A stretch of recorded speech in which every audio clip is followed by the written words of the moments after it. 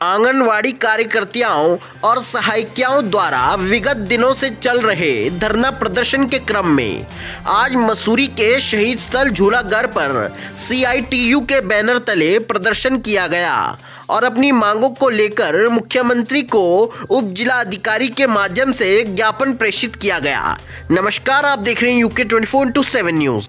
आपको बता दें कि वहीं मांग की गई है कि मसूरी से आंगनवाड़ी वर्करों को देहरादून छोटे छोटे कामों के लिए जाना पड़ता है और यदि मसूरी में ही एक ब्लॉक का गठन किया जाए ताकि यहां की आंगनवाड़ी और सहायिकाओं को ब्लॉक स्तर पर ही कार्य करने का अवसर दिया जाए।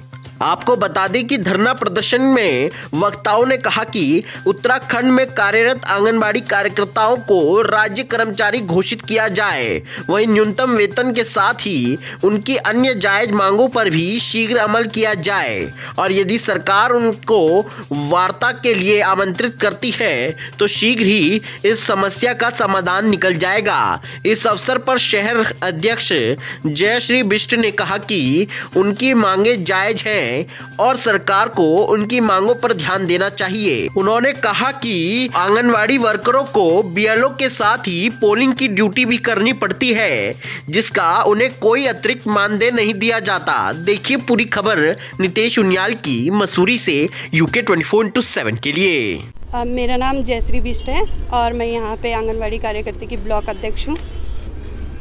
देखिए, ये धरना पिछले 20 तारीख से हम लोगों का पूरे राज्य स्तर पर चल रहा है और यहाँ पर कुछ ऐसे कार्यकर्तियाँ हैं जो असमर्थ हैं नीचे जाने में, देहरादून जाने में सांकेतिक धरना। इसलिए हमने ये निर्णय लिया था कि एक दिन का हम यहाँ पे सामूहिक धरना करेंगे ब्लॉक स्तर पर जी।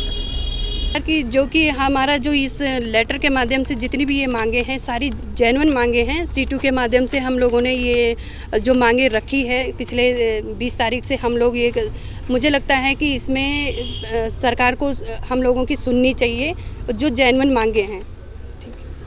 इसमें हमारी सबसे पहले तो आंगनवाड़ी कार्यकर्तियों को 26,000 रुपये न्यूनतम मानदेय दिया जाए और जो हमारा विभाग से अलग कार्य कराया जाता है, हम लोगों को BLO की ड्यूटी कराई जाती है, पोलियो की ड्यूटी कराई जाती है, वो उस हिसाब से यदि ड्यूटी करवा रहे हैं तो उस हिसाब से हमें मानदेय भी दिया जाए।